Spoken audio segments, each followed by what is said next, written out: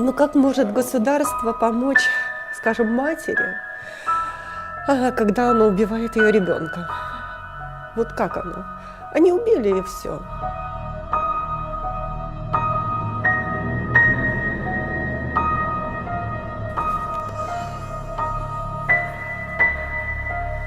Сейчас я успокоюсь, успокоюсь.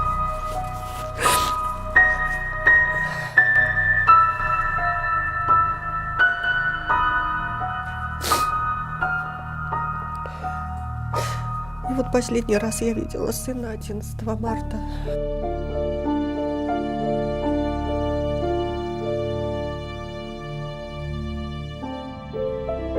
То есть общество не согласилось с этим приговором.